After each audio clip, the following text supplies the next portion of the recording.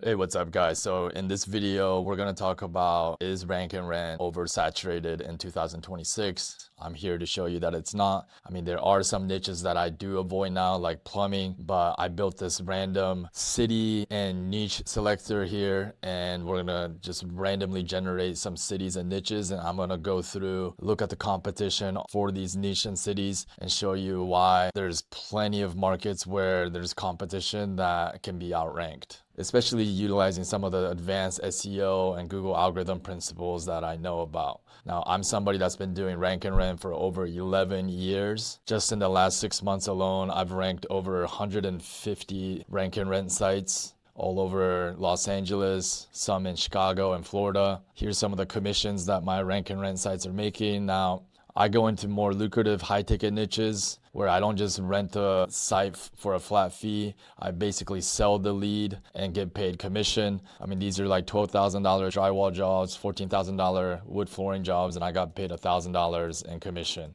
I have my own call tracking here in February 23. I mean, just today alone, and today's not even over it. These are all the phone calls that my sites are generating. It goes all the way down to the bottom of the page. That's already 100 calls today alone. And this call dashboard API connects into my client's CRM. Right now, we have $600,000 worth of estimates out right now.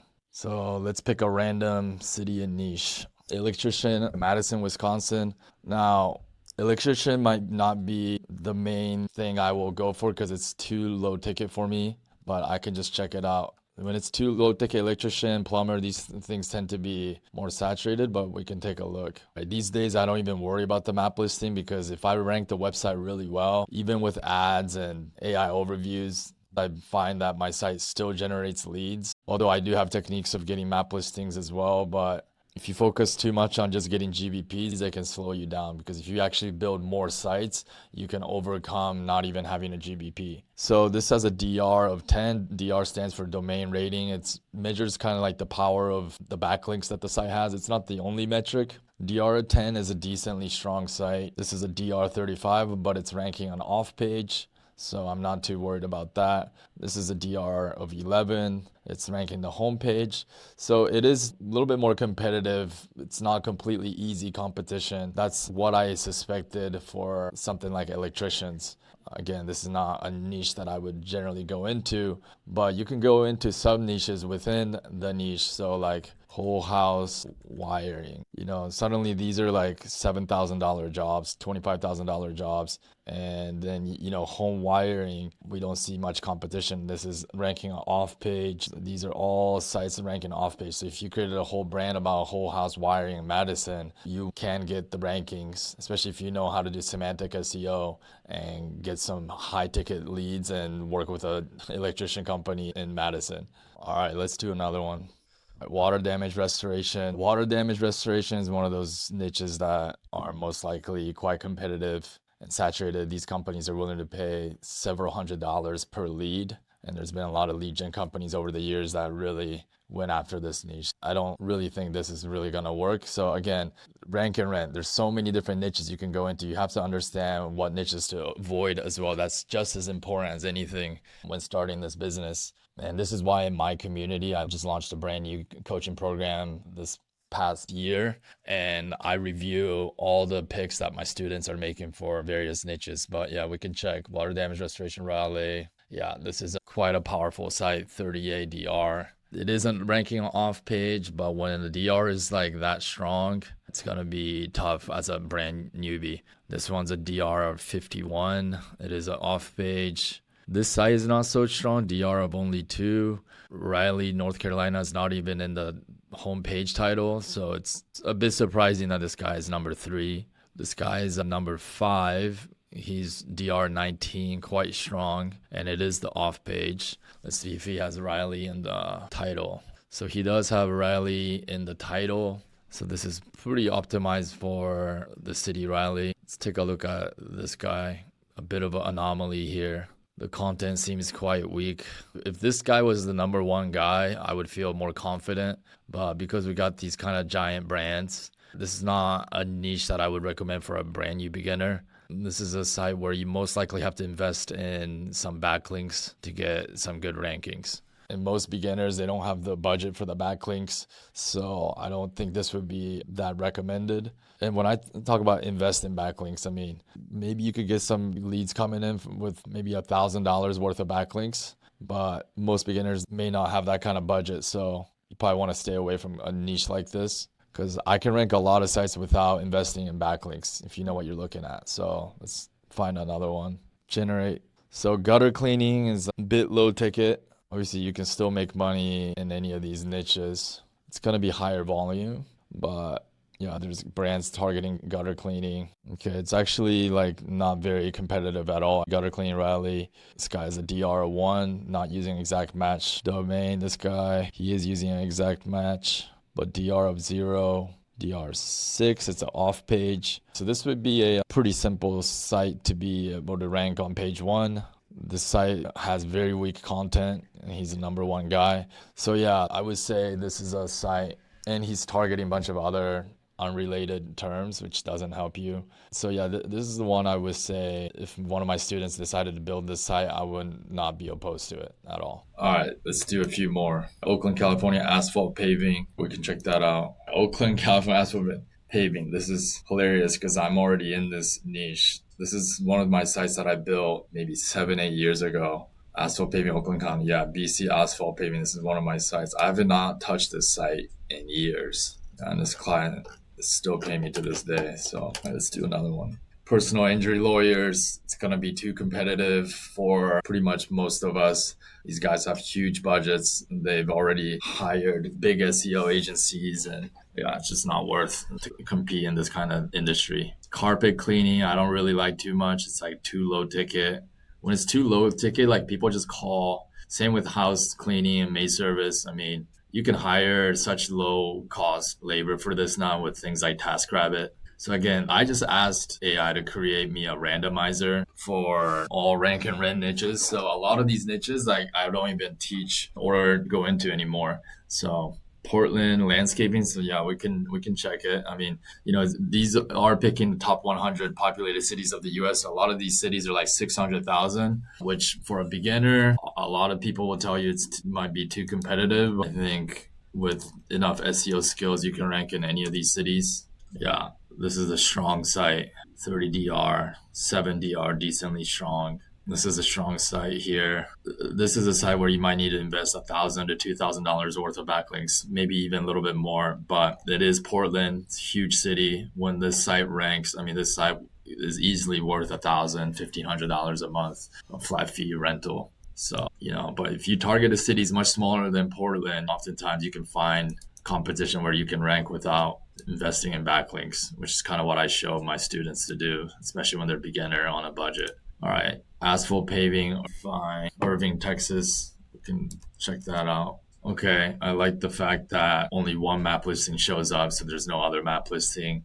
DR3, DR0 in the second spot, although they are using exact match. Asphalt Paving, Irving, they're both using exact matches. Chances are we can beat them still using semantic SEO. Okay, so this is a clear example of a lead gen site, probably from my previous community. This is the old school template, how we taught it almost over 10 years ago. So chances are this content hasn't been updated in a long time, and the semantic SEO is not very high level on these kind of sites. So these sites can be outranked. I would build a lot more service pages as well. So I would say this would be a good one to go into. Weak site, although they're using exact match. We'll do a few more. Aura, Corrado, kitchen bathroom remodeling. One thing to know about kitchen bathroom remodeling is that it takes a while to close these types of jobs. These are more of a want type of service instead of a need. So take that with a grain of salt. These sites are not going to be high lead volume. A lead can come few and far in between. The challenge with that is unless you have already a business owner that you can truly trust, if they screw you over, like if a lead comes through once every couple of months and they screw you over on that lead, that's going to suck.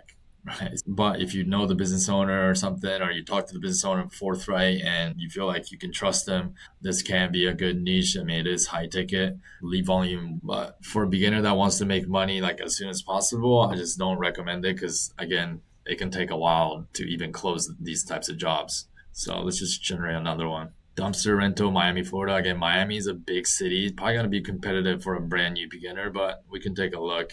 Maybe the next time the parameter for a beginner should be picking a population size of like 100,000 to like 300,000. But I think this randomizer is cool because I get to now talk about all these other niches and give you my 2 cents very quickly on across all these different niches. Dumpster rental or junk removal. I've known other people in lead gen making money in this niche. These are big sites, huge DRs, off page. See, I don't like the fact that this guy's number 4 with the home page, and he has the main keywords right in the front with a DR 18 that's already on the first page. So again, this is to me a saturated and competitive thing in Miami. So I'm gonna stop for now. I know it did kind of seem like there were a lot of saturated niches, but that's the thing with these randomizer is that I didn't put any parameters because a lot of these niches like I would have avoided anyways, like HVAC or plumbing.